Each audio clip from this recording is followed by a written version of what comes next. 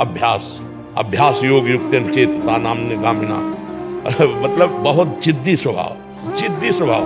मतलब प्राण दे सकते हैं लेकिन अपना नियम नहीं तोड़ सकते, अपनी दिनचर्या नहीं तोड़ सकते। तो बच्चा हारना है ही नहीं, हम हार में विजय खोजते हैं। खिलाड़ी का गेंद जब ऐसे नीचे जाता है ना, तो ये ना समझे नीचे गया, तो नीचे से थपक मारेगा तो अपने लक्ष्य पे जाएगा। 1000 बार हारेंगे तो भी हम दौड़ पड़ेंगे अपने लक्ष्य की तरफ।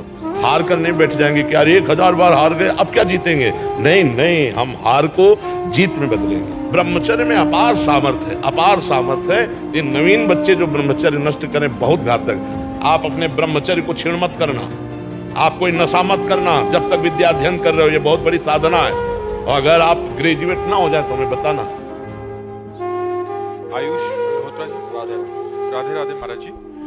महाराज जी, अगर हार जाएं तो जीते कैसे, अपने ऊपर भरोसा कैसे करें? हमने तो हार कभी हार मानी नहीं, हजारों बार हार की अवसराय पर हार मानी नहीं। मुझसे जीत का एक इशारा माना।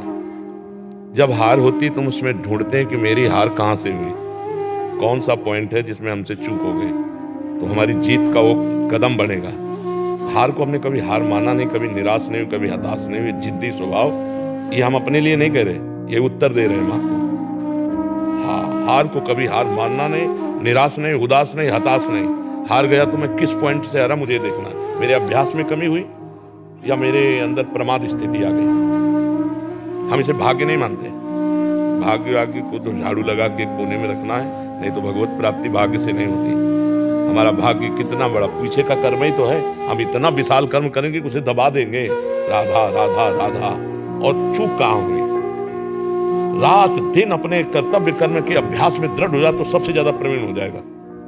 अभ्यास में बहुत बड़ी ताकत है, बहुत बड़ी ताकत। आंख मूंद करके आदमी को लिटा करके आसपास नारियल लग करके गन से मार रहा है, जरा चूक जाए तो उसकी खोपड़ी फट जाएगी। अभ्यास अभ्यास योग युक्तेन चेतसा नाम्ने गामिना। अर्जुन जी को अभ्यास से दिव्य बनना होगा। जब देखा कि दीपक बुझ गया और भोजन का कवल मुख में ही गया, तो अर्जुन ने कहा ऐसा कैसे हो गया, हम प्रकाश में पा रहे थे, इसका मतलब इसका अभ्यास है। मतलब अभ्यास अगर हो जाए तो कुछ भी किया जा सकता है। रात्रि में साए बाणों की, तो उनके जो गुरुदेव थे वो गए, देखा तो उनका अर्जुन इतना तुम्हारे अभ्यास में प्रियता है। उनका गुरुदेव विश्व का सबसे बड़ा धनुर्धर बनना है। तो द्रोणाचार्य जी ने कहा मैं आशीर्वाद देता हूँ तुम्हारे अभ्यास को देखकर कि विश्व में तुम्हारे जैसा धनुर्धर कोई नहीं होगा। तो हम भी भगवान के अंश हैं ना, हम थोड़ी चूक कर देते हैं। मनोरंजन के लिए हम ढील दे देते हैं, अपने अभ्यास में प्रमाद कर देते हैं। चाहे पढ़ाई हो, चाहे जो भी हो, हमको बिल्कुल उसमें तन्मय रहना है। राधा राधा राधा, पढ़ाई हमारा कर्तव्य। तो हम इतनी मोटी ग्रंथ होगी, हम उसे कंठस्थ कर लेंगे, पूछो कहां से पूछोगे। पर यह तभी होगा जब ब्रह्मचर्य ठीक होगा, खान पान ठीक होगा, नहीं तो स्मृति का नाश हो जाता है ब्रह्मचर्य। आज जो नए बच्चे हैं ना, ब्रह्मचर्य का नाश मतलब स्मृति का नाश, दिमाग प्रमाद, गंदी बातें देखना, यही सब अच्छा लगेगा। उन्हें हम कह रहे ब्रह्मचर्य में इतनी ताकत है कि कोई भी बात आप सुनाओ और 10 दिन बाद आप पूछ लो आकर के, वही वैसे उस मिलेगी। तो हमें लगता है कि जैसे शरीर स्वस्थ है और ब्रह्मचर्य हो, तो ये तो बहुत छोटी छोटी किताबें होती, इतने मोटे मोटे ग्रंथ ऐसे पूरे याद हो जाते हैं दिमाग में। एक बार सुनाओ दिमाग में बैठ गए, क्योंकि स्मृति है। अब नए नए बच्चे गंदी गंदी बातें देखते हैं, गंदा भोजन करते हैं, व्यसन करते हैं, तो उनकी स्मृति पढ़ाई में कहाँ लगेगी, फिर तो गंदी गंदी बातों में लगेगी। और फिर जब हार जाते हैं तो सोचते हैं कि शरीर को नष्ट कर दें, क्योंकि ताड़ना मिलती घर से कि इतने पैसे लगाए पढ़ाई में, ऐसा तुम कर दिए, तो माता पिता तो बड़ी मेहनत से कमा कर तुम्हें पढ़ा रहे हैं, तुम व्यसन आदमी ऐसे। तो हमें लगता है बच्चा कि अगर संयम से चला जाए तो जिस डिपार्टमेंट में हम जान की बाजी लगा कर ऐसा अभ्यास करें, कौन किस में फेल हो जाएंगे। ये बाबागिरी कोई छोटी मोटी युद्ध वाली बात नहीं, बहुत बड़े युद्ध की बात है, बहुत बड़े युद्ध की बात है। ये कोई खिलवाड़ नहीं, जैसे अपने लोग बचपन से आए ना, भूख प्यास गर्मी सर्दी काम क्रोध लोभ मोह मद मत्सर, लोगों की गालियां सामने से। तो हमें हारना नहीं। हम अपने उदाहरण से कहते हैं, अगर हम आज जरा सा अपने को स्वीकार कर लें कि मैं किडनी फेलियर आदमी हूं, तो उठने लायक नहीं हूं, उठने लायक नहीं। हार नहीं मानी, आज भी हार नहीं मानी। हम अपने समय से देखते हैं, हमें उठाओ, हमें स्नान करवाओ, हमें चलो ले चलो, हमारी दिनचर्या चलेगी। मतलब बहुत जिद्दी स्वभाव, जिद्दी स्वभाव। मतलब प्राण दे सकते हैं लेकिन अपना नियम नहीं तोड़ सकते, अपनी दिनचर्या नहीं तोड़ सकते। तब जा करके ये स्वभाव और श्री जी की कृपा तो ये आज जो है दिनचर्या चल रही, नहीं तो बच्चा हारना है ही नहीं। हम हार में विजय खोजते हैं, हमें विजय का वहीं खोज मिली जहां हम हारे, जहां हमें हारने की नौबत आई वहीं खोजा विजय। कहां से? तो सूत्र मिला, विजय का सूत्र मिला हार से। तो हार कोई बुरी चीज नहीं है, निराश नहीं होना चाहिए, हमारी और उछाल होगी। खिलाड़ी का गेंद जब ऐसे नीचे जाता है ना, तो ये ना समझे नीचे गया, वो नीचे से थपक मारेगा तो अपने लक्ष्य पे जाएगा। हम सब भगवान के हाथ के बाल हैं, हमको चिंता नहीं करनी है, बस हमें अभ्यास करना है और भगवान का चिंतन करना। कोई भी कार्य ऐसा दुर्लभ नहीं जो हम कर न सके। हम मनुष्य हैं, भगवान के अंश हैं, हमको हारना नहीं। 1000 बार हारेंगे तो भी हम दौड़ पड़ेंगे अपने लक्ष्य की तरफ। हार कर नहीं बैठ जाएंगे कि यार 1000 बार हार गए अब क्या जीतेंगे, नहीं नहीं, हम हार को जीत में बदलेंगे, तभी बात बनती नहीं। अगर ऐसे तो फिर आदमी बोले ये फसल नष्ट हो गई, हम फेल हो गए, हम हार गए, शरीर छोड़ने से वही 5 स्टार होटल थोड़ी रखा है, या आओ स्वागत है तुम्हारा, भूत प्रेत बनोगे और परेशान होगे। इसलिए बहुत हिम्मत करके, मनुष्य जीवन संघर्ष का जीवन है। हम तुम तो जीव हैं, भगवान के अंश है। जब भगवान राम जी अवतरित हुए तो आप उनके जीवन चरित्र को पढ़िए।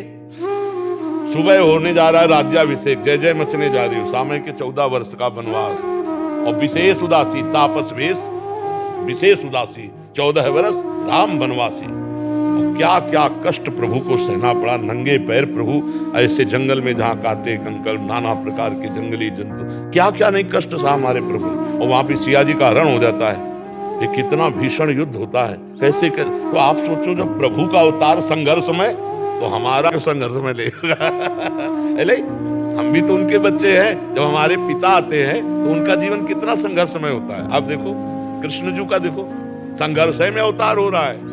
कंस के कारागार में राक्षसी पहरेदारों के अंतर्गत उस अंधेरी कोठरी में हथकड़ी बेड़ियों से जकड़े हैं वसुदेव और देव की, वहां पर ब्रह्म परमात्मा का अवतार, जिनका नाम समस्त बंधनों को काट देता है, वो पधार रहे कहा जहां हथकड़ी बेड़ी जकड़ी है। फिर देखो तुरंत चैन नहीं, इतने बालक जो हुए वो तो कंस ने मार डाले। अब इतने श्याम सुंदर को कम से कम भरनेत्र देख ले तो भय लग गया कि इतने सुंदर बालक को कहीं कंस मार दिया। तो बोले प्रभु हम आपसे इस बात की प्रार्थना करते कि हमारे इस भय को दूर कर। तो बोले भयभीत हो तो गोकुल छोड़ आओ। अपने प्राण प्यारे सर्व सुंदर बालक को दूसरी जगह छोड़ने के लिए विवश होना पड़ा। अब देखो भगवान वहां कितने दिन टिके ब्रज में, प्रगट लीला में 11 वर्ष। मथुरा से द्वारिका, क्या क्या जो ही मथुरा पहुंचे तो कंस का वध कर दिया था। तो कंस का ससुर था वो जरासंध, अरे 21 अक्षोणी सेना लेकर के, महाभारत में तो 18 अक्षोणी, 21 अक्षोणी सेना लेकर के 17 बार आया, काली अवन आया। 18वीं बार भगवान भागे थे, रण छोड़ भगवान, क्योंकि काली अवन को मरवाना था मुचकुंद की हाथ से। फिर सरकार का अंतिम जो लीला हुआ बाण संधान करके। तो आप सोचो जब भगवान अवतरित हो रहे तो इस संसार में उनको संघर्ष सहना पड़ा, तो हम तुमको सहना पड़े। हमारे तुम्हारे सामने तो इतने संघर्ष है नहीं, आराम से खूब बुद्धि को भगवान में लगाते हुए संघर्षों से लड़ना है। हमें ये नहीं सोचना हाय हाय क्यों विपत्ति आ गई, नहीं, विपत्ति आई है तो हमको उससे गुजरना है, हमको उससे निपटना है। भगवान ने यही अवतार लेकर के सिखाया है, हम धैर्यवान बने, बुद्धिमान बने, पर इसके लिए भगवान का भजन चाहिए। भजन नहीं है तो फिर रुपया पैसा से धैर्य नहीं आता है। ये विवेक रुपया पैसा से बाजार में नहीं मिलता, ये सत्संग और भजन से प्राप्त होता है। विपत्ति दुख और हार को बर्दाश्त करके आगे बढ़ने का जो उत्साह मिलता है वो अध्यात्म से मिलता है, वो लौकिकता में नहीं। जी ये प्रश्न इन्हीं का नहीं है, आजकल के नए बच्चे जो पढ़ रहे हैं या किसी परीक्षा के लिए तैयारी कर रहे हैं या कहीं आर्मी में भी होना है, महाराज जी क्या इतना प्रयास कर लेते हैं तो सक्सेस मिलता नहीं है, फिर उसके बाद बहुत निराशा। हम ये कहते हैं प्रयास में सफलता है। हमारी बात हर विद्यार्थी अगर मान ले, हमें फिर इसका उत्तर दे। आप अपने ब्रह्मचर्य को छीण मत करना, आप कोई नशा मत करना जब तक विद्या अध्ययन कर रहे हो, ये बहुत बड़ी साधना है। और अगर आप ग्रेजुएट ना हो जाए तो हमें बताना। लेकिन 13-13, 12-12 वर्ष के बच्चे कुसंग के कारण, मोबाइल के कुसंग के कारण गंदे गंदे क्रियाएं करने लगे, गंदे गंदे आचरण करने लगे। वे फेल नहीं होंगे तो क्या होंगे? नहीं तो हमारी एक केवल बात समझ ले, ब्रह्मचर्य छीन होने मत देना और कोई नशा मत करना। फिर आपको देखो अपने आप ब्रह्मचर्य आपको पढ़ाई में न लगा दे तो बताना। आपको सच्ची कहते हैं कि इतना ब्रह्मचर्य में ताकत है कि जैसे चतुरासी जी है तो जो प्यारो करे से है ना, वो ऐसे पीछे से आज वह देखियो तो प्यारी रंग भरी यहाँ जो प्यारो तक जो प्यारों से वहां से वहां, जैसे 100 99 98 97 96 95 94 93 92 91 बचपन में याद की थी गिनती, ऐसे उल्टा और सीधा दोनों तरफ से ग्रंथ याद, अमुक संख्या अमुक संख्या अमुक संख्या अमुक संख्या। हम अगर जिस कार्य में लगे तो उसमें तन्मयता, अब कैसे बताएं, सैकड़ों हजारों बच्चों में फैल गया है हस्तमैथुन, हजारों बच्चों में फैल चुका है। मुख्य कारण यही। हाँ, और मुख्य कारण यही, और डॉक्टर सपोर्ट करते हैं तुम्हारा स्वास्थ्य अच्छा रहेगा। हम अपनी किसानी भाषा में कहते हैं गेहूं की फसल, जो अगर कोई किसान हो, इनमें कोई किसान किसानी जानता हो तो जानना, गेहूं की फसल जब गलेथ में आती है, गलेथ का मतलब होता बाली निकली नहीं, निकलने वाली है, और आप काट लो, ना भूस मिलेगा ना दाना, और 1 महीना और ठहर जाओ, बाली आ जाने दो, दाना पक जाने दो, तो 40 मन गिरेगा के। हम कह रहे हैं 20 वर्ष तक जवानी का गलेथ आता है, उसको ब्रह्मचर्य में रखो, उसको काटो मत, और 20 के बाद जब ब्याह करो तो 20-25 वर्ष तक आप संसार के खेल खेलो, आप देखो कोई परास्त नहीं कर सकता। हम अभी 13, 14, 15, 16, 17 जवानी तो इधर उधर गंदी बातों में, नहीं तो हम कह रहे हैं कि ब्रह्मचर्य में अपार सामर्थ्य है, अपार सामर्थ्य है। ये नवीन बच्चे जो ब्रह्मचर्य नष्ट करें बहुत घातक, जैसे 20-21 के बाद ब्याह हो गया, अब उसके ब्रह्मचर्य कोई परिपक्व अवस्था आ गई, अब वो अगर गृहस्थी में प्रयोग भी करता है अपने ब्रह्मचर्य का तो 10-20 साल उसको चक्कर नहीं आएंगे, कोई परेशानी नहीं होगी। पर एक अपनी मर्यादा से जिसका पाणी ग्रहण किया, अब ऐसे पशुवत आचरण करोगे तब तो फिर नष्ट हो जाओगे। तो ये जो बच्चे फेल हो रहे हैं इनके 2 कारण हैं, ब्रह्मचर्य का नाश और व्यसन। तो माता पिता के आचरण भ्रष्ट होने के कारण बच्चों के आचरण और भ्रष्ट होते चले जा रहे हैं। इसीलिए शिक्षा तो है ही नहीं महाराज जी, कहीं ना स्कूल में सिखाया जाता है हमें, ना समाज में सिखाया जाता है। ये ऐसे शिक्षा महाराज जी आप दे रहे हैं तो समझ आ रही है, ये तो बड़ा महाराज जी माता पिता सिखा नहीं सकते, बाहर दोस्त आदि हैं वो तो और परमात्मा में घुसा दें ऐसा। हाँ, जैसे हम लोग स्कूल जाते थे तो हम लोगों को अलग से मक्खन अम्मा देती थी, पढ़ाई है, बच्चों की बुद्धि लगती है। अब चाउमीन खा के स्कूल जाते हैं या 1 लीटर बटा और 2 रोटी शाम की बनी हुई, और जब मीसो तो पूरा वैसे खस्ता की तरह जल्दी से सुबह पाया और दौड़ लगा के 3 किलोमीटर स्कूल था, स्कूल गए तो वो सब पच जाता था और पौष्टिकता थी। अरे आज के बच्चे देखो ना, चाय पीते हैं प्रारंभ में ही, चाय ये 40 के बाद की बात है, या जो बहुत दिमागी कार्यों में लगे हुए हैं जैसे कंप्यूटर आदमी, और दिमाग थकान हो रही, थोड़ी सी चाय ले ली। अब नए बच्चे चाय की जरूरत है, और वो सुबह बेड टी चाहिए उनको, 9 बजे तक सो के उठ रहे हैं, बेड टी पी, और उनके खान पान क्या होते हैं। इसके बाद जो स्कूल में हमारे तो वो बताते थे संस्कृत के जो थे कि ब्राह्मी लेकर पीना चाहिए जिससे स्मृति शक्ति पुष्ट होती है और ब्रह्मचर्य पुष्ट होता है। तो ऐसा खान पान रहता था। अब खान पान में क्या रह गया, आप देखो खान पान में क्या रह गया। तो हमारे बच्चों की भविष्य खतरे पे है।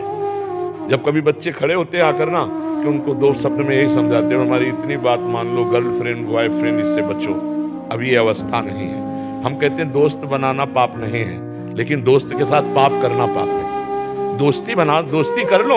अगर आपको ऐसा लगता है कि हम दोनों दोस्त आजीवन रहे तो अपने माता पिता से स्वीकृति लेकर पाणी ग्रहण करके बाद में पहले पढ़ो लिखो, नौकरी पेशा में आओ, दोनों दोस्त बने रहो, गंदा आचरण मत करना, और फिर पाणी ग्रहण करके फिर ब्याह करके, तो वो संबंध जीवन भर निर्वाह होगा।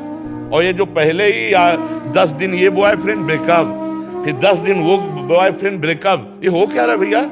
ये क्या हो रहा है? क्या चरित्रहीनता का खेल खेला जा रहा है? ये बॉयफ्रेंड गर्लफ्रेंड है, कहाँ है? मतलब अभी स्कूल चले थे पढ़ने के लिए और ये शुरू कर दिया तो हो गया बॉयफ्रेंड गर्लफ्रेंड। इसी में सब हेरा रही हमारी समाज।